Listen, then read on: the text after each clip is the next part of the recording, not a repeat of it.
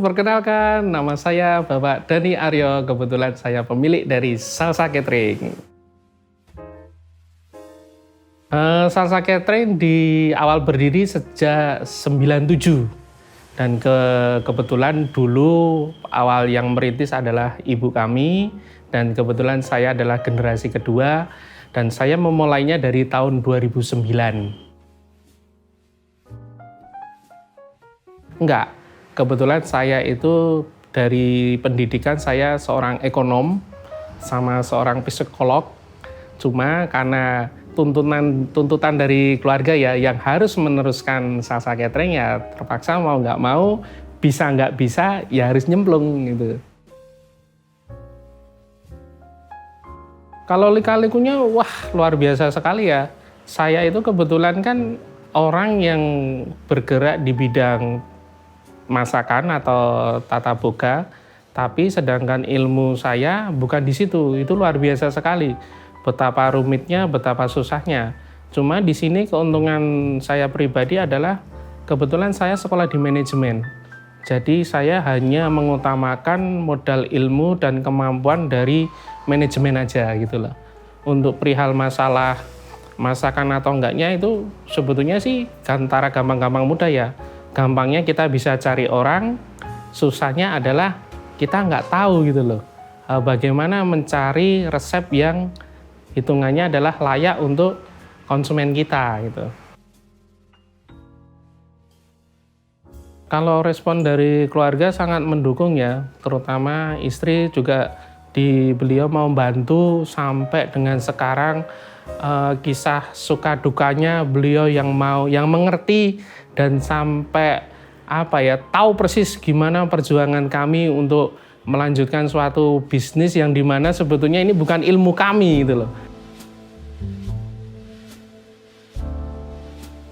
Nggak jadi problematika asal satu, ada kemauan, semangat, sama disiplin, itu aja. Nggak jadi masalah gitu loh. Sebetulnya moto hidup saya tuh nggak terlalu mulu ya, yang penting bisa bermanfaat bagi orang lain, itu aja sih gitu loh. Kalau untuk perusahaan ini, visi misi perusahaan ini catering ini harus menjadi yang terdepan, harus gitu. Awal sih pertama kali kalau nggak salah ya sekitar 4-5 orang dulu karyawan yang penyerahan setelah masa transisi dari almarhum ke saya 4-5 orang. Dan alhamdulillah kita terus berkembang, semakin hari semakin baik, semakin hari semakin matang, hanya bertambah sampai dengan karyawan tetapnya aja sekitar 15. Dari 4 menjadi 15, itu yang tetap. Cuma karyawan yang nggak tetap itu seperti freelance itu bisa mencapai 200 orang. Kalau sekarang mah turun lagi gara-gara corona.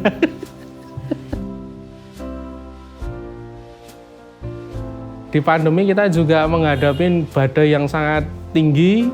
Kami juga harus merestrukturisasi kembali.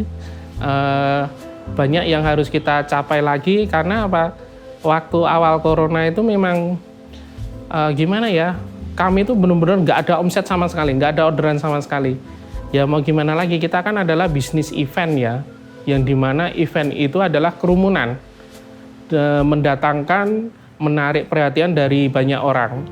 Nah akhirnya apa? Dari pemerintah juga tidak mengizinkan yang namanya event. Akhirnya kami benar-benar nggak ada sama sekali pendapatan tuh nggak ada.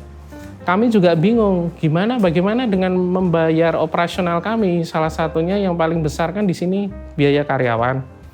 Kami juga bingung di situ. Pengeluaran harus tetap ada setiap bulannya dan pendapatan kami nggak ada sama sekali gitu.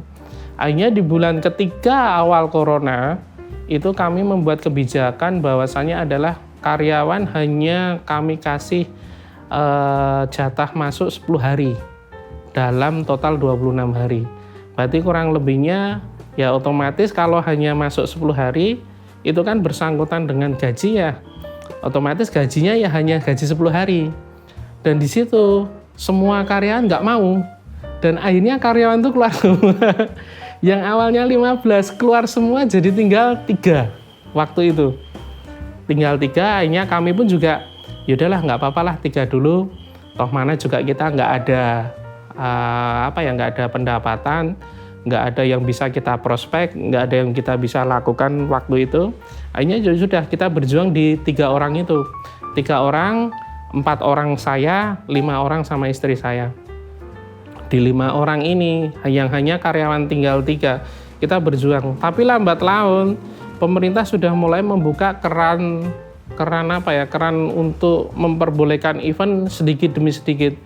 Dari situ kami juga mulai melakukan yang namanya prospek, pembelanjaan dengan 3 orang karyawan ini. Akhirnya lambat laun kok lama-lama pemerintah udah membuka keran lebar-lebar. Nah di situ kami udah mulai kewalahan lagi ya, karena kami udah kewalahan lagi ya otomatis kami juga menambah karyawan lagi sampai dengan sekarang totalnya jadi 9 lagi termasuk saya dan istri. Kalau saat ini ya dilihat dari pemesannya dan jumlah eventnya kita tuh sudah semakin baik, intinya udah lebih dari stabil. Cuma untuk kuantiti dari porsian setiap pemesan itu turun dibandingkan dengan sebelum corona. Sebelum corona itu orang kalau pengen ngadain pesta pernikahan gengsinya tinggi. Kalau nggak di gedung, kalau nggak porsinya lebih dari 1.000, itu tuh seolah-olah tuh pernikahannya tuh nggak sah gitu loh. Karena apa? Tidak didatangkan banyak orang, tidak disaksikan banyak orang. Tapi setelah adanya corona ini, pandemi ini, otomatis kan kuantitinya berturun jauh sekali ya. Sekarang itu nikah tuh 200 porsi itu juga mereka tuh udah menganggap ini catering pernikahan besar itu loh. Akhirnya apa? Akhirnya sampai hari ini masyarakat kita itu udah sangat terbiasa dengan nikah tuh nggak perlu banyak-banyak porsinya itu loh. Nah itu yang membuat kami itu juga, waduh yang seharusnya kita dapat keuntungan besar, akhirnya jadi keuntungannya hanya kecil terus. Kayak gitu, paradigmanya kayak gitu.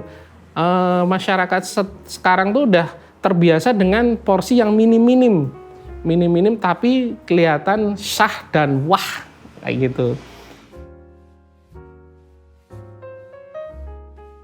Kalau harapan kami untuk perusahaan ini ya kita harus jauh lebih maju daripada sekarang, dan saya juga melihat dari pesaing-pesaing catering ya, rata-rata setelah corona ini mereka hanya stagnan, dalam artian mungkin kerugian sebagai pelaku catering itu kan banyak sekali ya. Jadi mereka mau berkembang pun juga kok kayaknya baru masa pemulihan. Jadi belum ada perkembangan yang signifikan. Tapi di tempat kami berani melakukan inovasi inovatif yang lebih baik daripada sebelum-sebelumnya. Kalau selama ini catering itu dikenal hanya ada 2 hal. Makanannya enak, yang kedua dekorasinya wah. Tapi di tempat kami ada 3 hal yang ada perubahan sekarang ini. Makanannya enak, dekorasinya wah, dan pelayanannya berkarakter.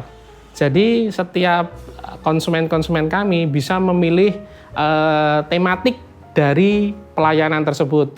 Misalnya kayak outdoor, tematiknya adalah outdoor ya, nanti kita pakaikan pakaian jersey atau uniform yang sekiranya temanya outdoor.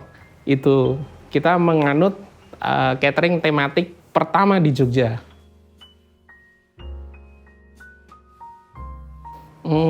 Sebetulnya kalau kiat-kiat kami bisa se-eksis sekarang ya kuncinya hanya ada berapa ya, mungkin ada 3 ya. Yang pertama disiplin, yang kedua kerja keras, yang ketiga jangan gampang nyerah. Itu aja, karena jalan itu pasti ada. Itu aja 3 ya.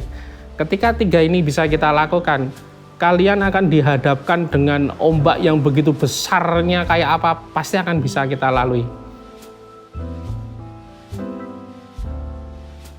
Untuk pembaca setia Tribun, intinya ada beberapa ya. Pertama, bagi teman-teman yang mau mulai usaha, Salah satunya adalah giant inside you. Jadi ada raksasa di diri kamu. Apa itu maksud raksasa? Intinya kita tuh pasti bisa. Jangan mudah menyerah.